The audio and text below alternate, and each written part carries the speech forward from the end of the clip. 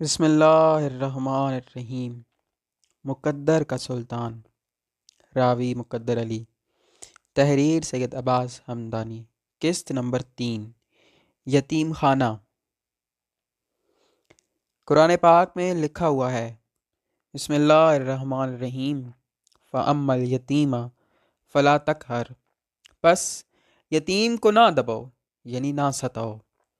جب مجھے اس یتیم خانے میں چھوڑا گیا تو میں سمجھا تھا یہ جگہ زخموں پر مرہم رکھے گی، مگر یہ تو وہ دیواریں تھیں جو زخم پیدا کرتی تھیں۔ میں نے یہاں وقت کو رینگتے دیکھا ہے، یتیموں پر مظالم ہوتے دیکھا اور انسانوں کو جانور بنتے دیکھا ہے۔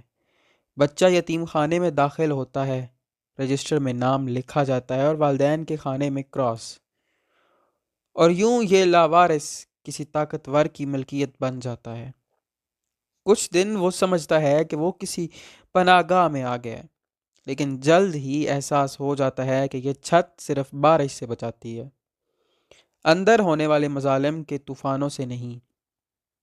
ہم جیسے چھوٹے بچوں کو سنبھالنے کے لیے عملہ تو ہوتا ہے، لیکن یہ یہاں یتیم خانے کا بادشاہ جو ہوتا ہے وہ چھوٹے بچوں کو بڑے بچوں کے حوالے کر دیتا ہے۔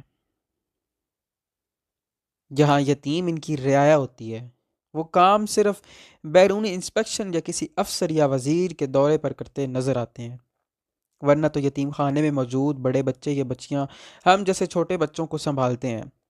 ہم 5 بچے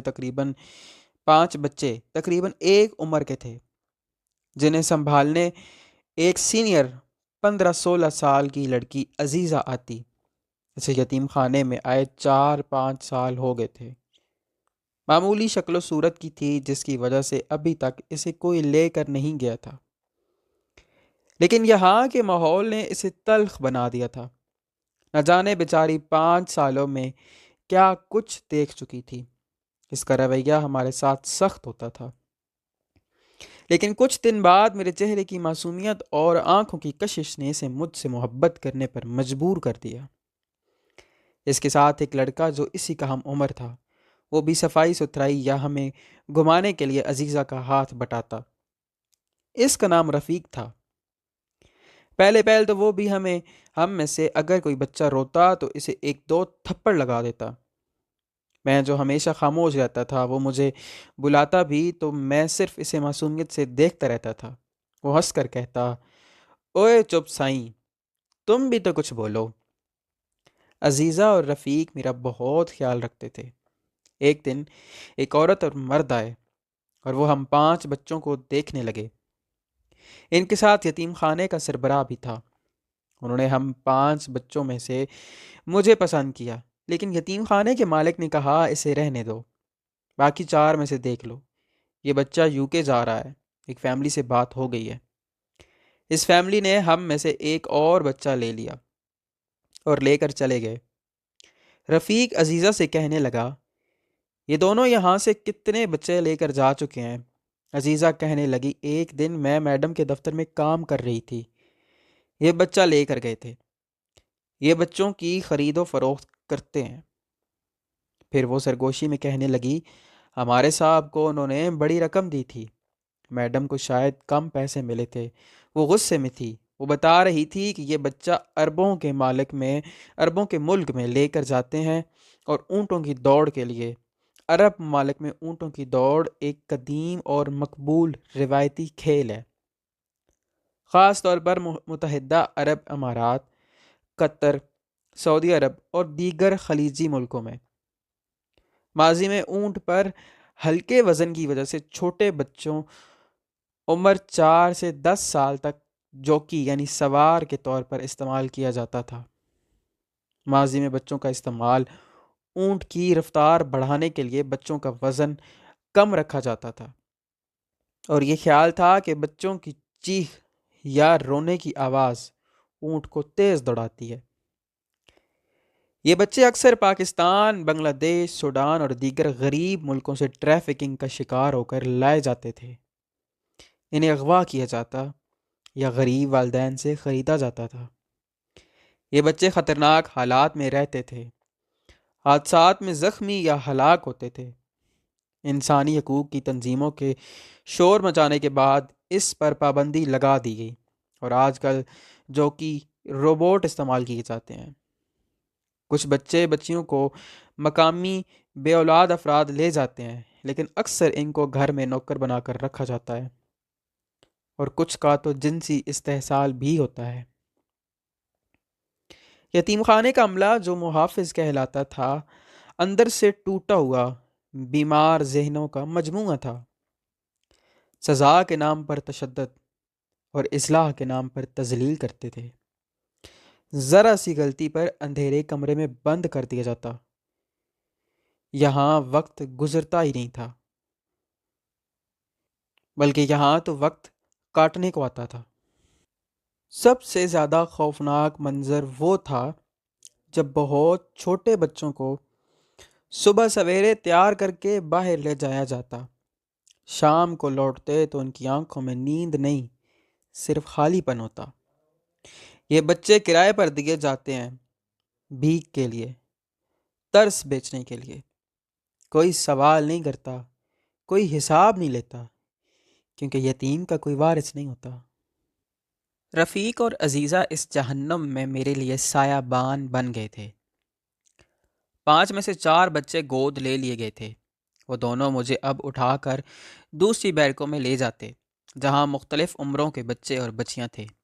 میں بظاہر چھوٹا تھا، خاموش تھا، مگر میری یادداشت اور نظر بہت تیز تھی۔ پے در پے حادثات نے مجھے وقت سے پہلے بڑا بنا دیا تھا۔ مجھے ان یتیموں کے چہروں پر لکھی ظلم کی کہانیاں نظر آ جاتی تھی، اور جب وہ بیچارے آپس میں بیٹھ کر ایک دوسرے کو اپنی آپ بیتیاں سناتے تو وہ سب میرے دماغ میں محفوظ ہو رہی تھیں۔ کیسے ان بچے بچیوں کے ساتھ عملے کے لوگ زیادتیاں کرتے تھے۔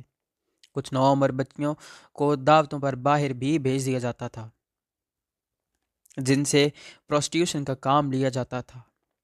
کچھ افسران کے گھر یہ بچیاں بچے نوکروں کی طرح کام کرنے کے لیے جاتے تھے۔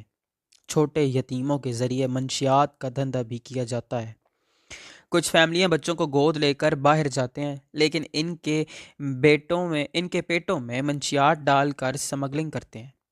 مجھے یاد ہے ایک 9 عمر لڑکی انسپیکشن کے دوران بول پڑی تھی، لیکن اس کے بعد وہ نظر نہیں آئی۔ عزیزہ اور رفیق دبے لفظوں میں ایک دوسرے سے بات کر رہے تھے۔ رفیق نے گردن پر ہاتھ رکھ کر عجیب سے اشارہ کیا۔ بظاہر مشہور کر دیا گیا کہ وہ لڑکی یہاں سے بھاگ گئی ہے۔ وہ یتیم خانہ ایک خاموش نیٹ ورک تھا، جہاں یتیموں کا استحصال ہی نہیں بلکہ کاروبار ہوتا تھا، جہاں بچوں کو ریکارڈنگ کے نام پر الگ کمروں میں لے جایا جاتا۔ کہا جاتا یہ شناختی عمل ہے، مگر کیمرے سوال نہیں پوچھتے، صرف محفوظ کرتے ہیں۔ بچوں کو حکم دیا جاتا تھا کہ خاموش رہو، ہدایات مانو اور کسی کو کچھ نہ بتاؤ۔ ان کی معصومیت کو مواد سمجھا جاتا، انسان نہیں۔ جو بچہ ڈر جاتا اسے سزا ملتی، جو چپ رہتا وہ منتخب کہلاتا۔ یہ سب کسی ایک کمرے میں نہیں، فائلوں، سرورز میں بھی ہوتا۔ پورنوگرافی جیسے غلیظ دھندے میں بھی استعمال ہوتا تھا۔ بیرون ملک جانے والے بچوں کی شناخت بدل دی جاتی، ماضی مٹا دیا جاتا۔ عزیزہ اور رفیق کو اس یتیم خانے نے بہت سمجھدار بنا دیا تھا۔ وہ بہت کچھ سہ اور برداشت کر چکے تھے، خاموش تھے، اس لیے اس چھت کے نیچے رہ رہے تھے۔ عزیزہ نے رفیق کو بتایا کہ وہ باہر ملک کی فیملی مقدر کو لینے کے لیے آ رہی ہے۔ میں نے پہلی دفعہ رفیق کے چہرے پر پریشانی دیکھی۔ وہ بہت غور سے میرا چہرہ دیکھنے لگا۔ میری آنکھوں کی معصومیت اور کشش میں وہ ڈوب چکا تھا۔ اچانک وہ کہنے لگا، نہیں، بالکل نہیں، میں مقدر جیسے معصوم کو ان ظالموں کے حوالے نہیں کروں گا۔ اس نے عزیزہ کی طرف دیکھا، اس نے سر ہلایا۔ رفیق کہنے لگا، عزیزہ، میں تمہیں کسی پریشانی میں مبتلا نہیں کرنا چاہتا۔ جب میں یہاں سے نکل جاؤں تو تم بے شک سب کچھ بتا کر اپنی جان بچا لینا، سارا الزام مجھ پر ڈال دینا۔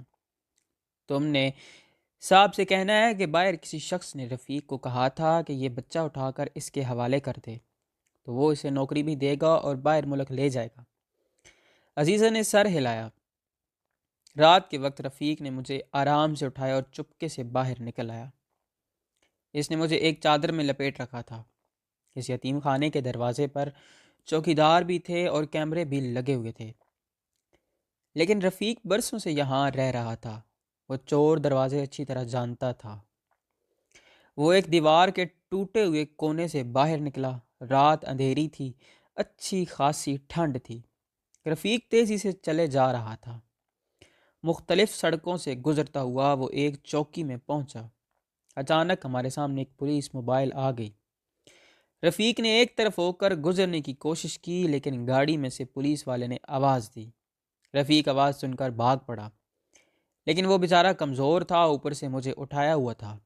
وہ کتنا تیز بھاگ سکتا تھا؟ وہ ایک گلی میں گھس گیا۔ 2 پولیس والے ہمارے پیچھے بھاگ رہے تھے۔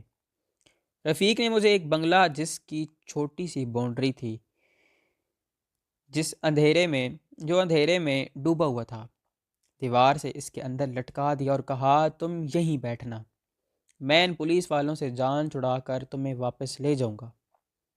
میں نے اس کا ہاتھ پکڑ دیا۔ اس نے کہا، فکر نہ کرو، میں واپس آؤں گا۔ مجھے نہ جانے کیوں لگ رہا تھا کہ میں اپنے اس محافظ کو آخری دفعہ دیکھ رہا ہوں۔ رفیق مجھے چادر میں لپٹا وہیں چھوڑ گیا، اور اس کے بعد میں نے اسے ساری زندگی نہیں دیکھا۔ پتہ نہیں وہ پولیس والوں کے ہاتھ لگ گیا تھا، انہوں نے اسے یتیم خانے والوں کے حوالے کر دیا ہو یا مارا گیا ہو۔ میں یہاں کافی دیر دیوار سے ٹیک لگا کر بیٹھا رہا، نہ جانے کب سو گیا۔ آنکھ کھلی تو دیکھا باہر روشنی تھی، لیکن دھند میں ڈوبی ہوئی صبح۔ ایک اخبار والا شاید باہر سے گزرا۔ اس نے باہر سے ہی ایک اخبار اندر پھینکا، جو رہائشی دروازے کے پاس جا گرا۔ پھر ایک دودھ والا آیا۔ اس نے دودھ کی ایک بوتل اندر رکھ دی۔ مجھے بھوک لگی تھی۔ میں نے وہ دودھ کی بوتل اٹھا لی اور ڈھکن کھول کر دودھ پینے لگا۔ اچانک دروازہ کھلا اور ایک شخص باہر نکلا، جس نے ٹراؤزر پہنا ہوا تھا۔ وہ سیدھا میرے پاس آ کر کھڑا ہو گیا اور مجھے غور سے دودھ پیتے دیکھنے لگا۔ میرا دودھ پیتا انداز، چہرے کی معصومیت، آنکھوں کی چمک، وہ غور سے دیکھ رہا تھا۔ میں نے اس کی طرف دیکھا اور سوچا، اب نہ جانے مقدر مجھے کس دروازے پر لے آیا ہے۔ جاری ہے عباس حمدانی 59۔